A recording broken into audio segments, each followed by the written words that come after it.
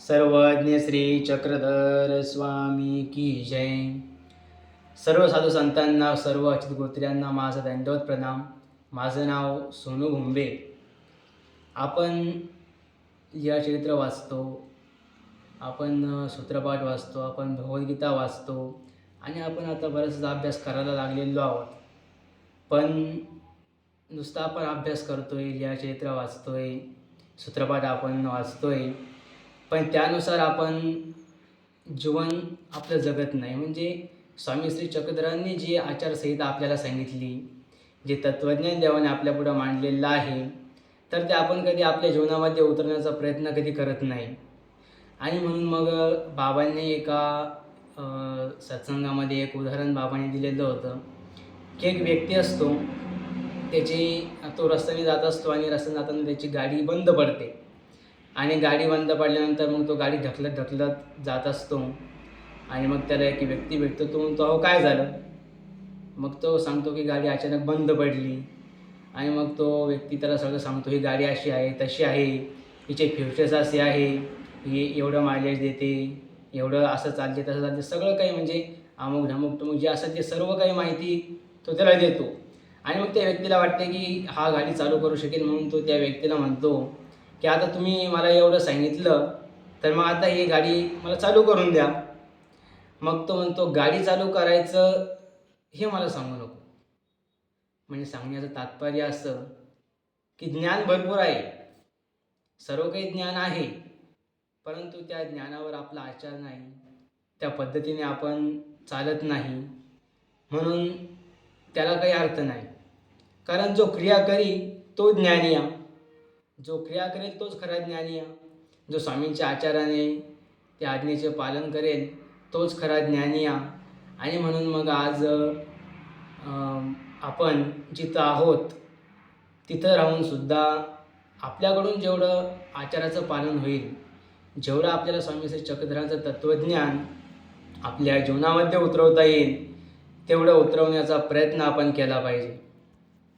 जसं स्वामींनी आचारसंहिता सांगितली, वचन सांगितले, आचार मालिका, तर त्या पद्धतीने आपण ते आपल्या जीवनामध्ये उतरवू शकतो. तर त्यातलं काही मी थोडंसं निवडलेलं आहे, जे आपण आता सध्या जिथं आहोत तिथं राहूनही आपण ती आचार आपण करू शकतो. तर त्यातलं पहिलं जे मला असं वाटतं तर ते आहे की स्वामींनी एक वचन निरूपण केलेलं आहे की तुम्ही अच्युत गोत्रे किंगा, तुम्हा परस्परे परमप्रीती व्हावी की. या वचनाचं प्रकरणवश जर आपण बघितलं तर ते असं आहे की बाईसांचं देहावसन झालेलं आहे आणि देहावसन झाल्यानंतर सर्व ती जबाबदारी स्वामींच्या सेवादास्याची सर्व महादाईसा त्यांच्यावर आलेली आहे.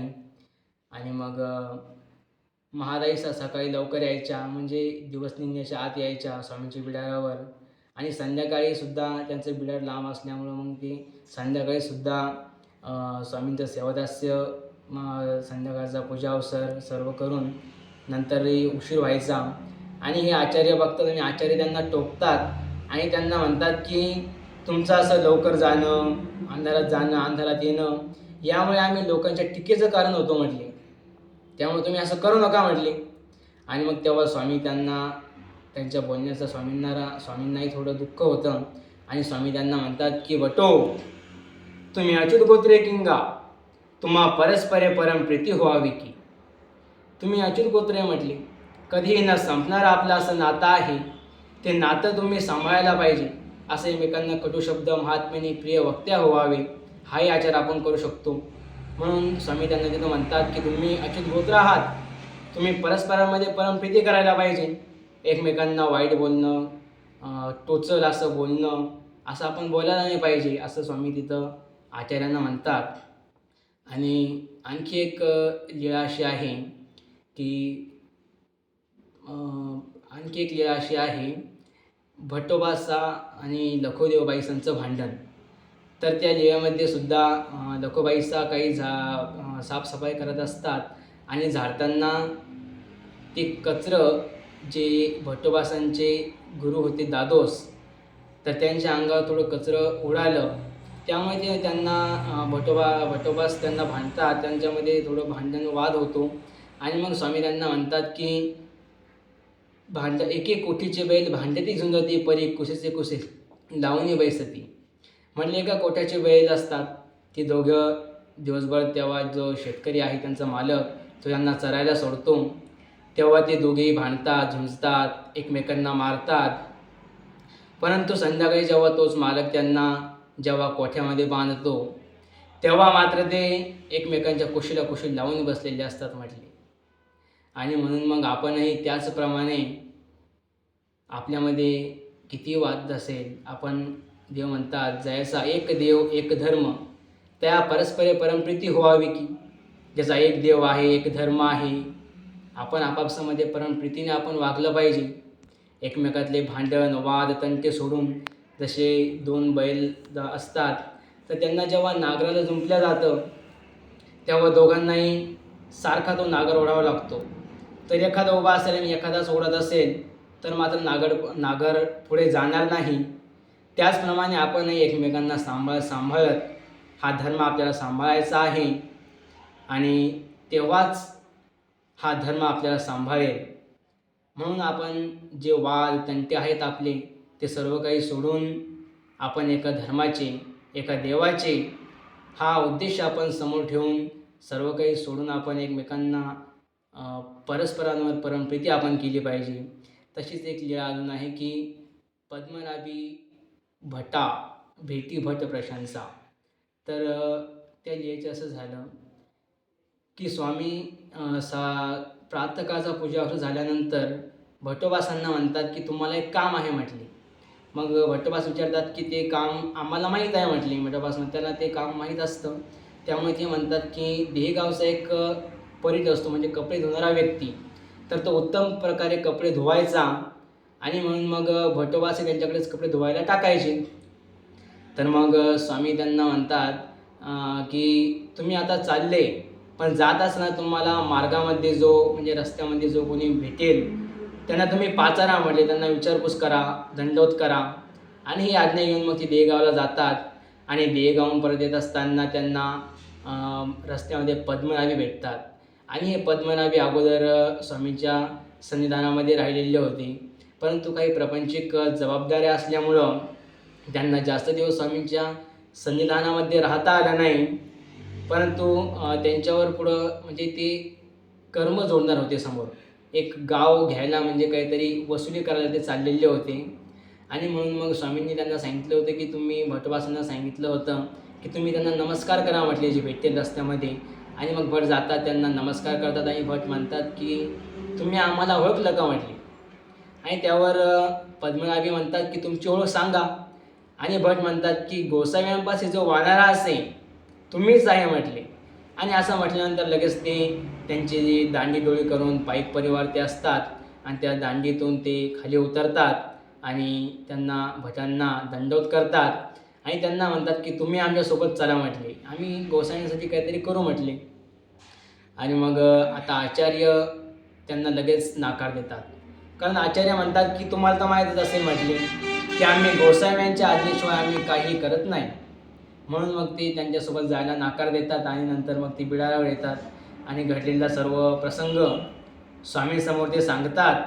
आणि मग त्यावर बाईसा म्हणतात की तुम्ही जायला पाहिजे होतं म्हटले, कारण त्यांनाही दर्शन झालं असतं स्वामींचं. या हेतूने बाईसा म्हणतात की तुम्ही गेले असते तर बरे झाले असते. पण लगेच त्यावर स्वामी म्हणतात की बाई तो कसा काय जाईल, कारण जे तो करायला चालला होता ते त्याचं 100 जन्मातही निस्तरण झालं नसतं म्हटले. एवढं कर्म तो लावून घेणार होता पद्मनाभी. आणि म्हणून मग आचार्यांची प्रशंसा करत देव त्यांना बाईसांना म्हणतात की बाई हे जे 100 जन्माचे कर्म पद्मनाभींचे चुकले ते फक्त आचार्यांच्या नमस्कारामुळे चुकले म्हटले. म्हणून आपणही एकमेकांचा द्वेष न करता, एकमेकांतले वाद भांडण सर्व काही सोडून आपण एकमेकांना दंडवत केला पाहिजे. आणि जर आपण आचार जर करायला निघालो असेल तर आचार करायच्या अगोदर आपल्याला त्याग करावा लागत असतो. प्रत्येक गोष्टीचा त्याग, जोपर्यंत आपण काही ना काही गोष्टीचा त्याग करत नाही तोपर्यंत आपल्याकडून आचार होणार नाही. जसं आता हा आचार करायचा ठरवला, तर आपण एखाद्या कार्यक्रमामध्ये गेलो, आपल्या एखाद्या व्यक्तीसोबत भांडण आहे, वाद झालेला आहे, तर आपण त्यासोबत जर पुढहून जर त्याला बोललो, आपल्या धर्माचा आहे हा उद्देश ठेवून आपण त्याला पुढहून जर आपण दंडवत केला, तर तिथं आपला अहंकार, आपला इगो साईडला ठेवून जर आपण त्याला दंडवत करत असेल, तर काही क्षणासाठी का होईना आपण आपल्या अहंकाराचा त्याग करतोय. म्हणून हा क्षणाक्षणाचा त्याग आपल्या या जीवनामध्ये आपण करत राहिलं पाहिजे. तेव्हाच आपण छोट्याशा त्यागातून मोठा त्याग आपल्याकडून घडेल. आता असं होत नसतं की लगेच आपण संन्यास घेऊ किंवा लगेच अनुसरण घेऊ, असं होत नाही. त्यासाठी अगोदर छोट्या आचार, त्यातून मोठा आचार आपल्याकडून घडत असतो. छोटा त्याग, या छोट्या त्यागातून आपल्याकडून मोठा त्याग होत असतो. आणि म्हणून या संसारात आपण, या प्रपंचातही राहून असा छोटा त्याग आपण करू शकतो. हा तर झाला आता अच्युत गोत्र आपण जे मी तुमच्यासमोर थोडंसं मांडण्याचा प्रयत्न केला की कशाप्रकारे आपण हे स्वामींचं वचन, स्वामींची लीळा आपल्या जीवनामध्ये आपण उतरवू शकतो. तर त्याचप्रमाणे पुढेही आपण यावर आचार करण्याचा आपला उद्देश असला पाहिजे. जे आपण चिंतन केलं ते चिंतन आपल्या हृदयगाम्य करून त्यावर चालण्याचा प्रयत्न आपण केला पाहिजे.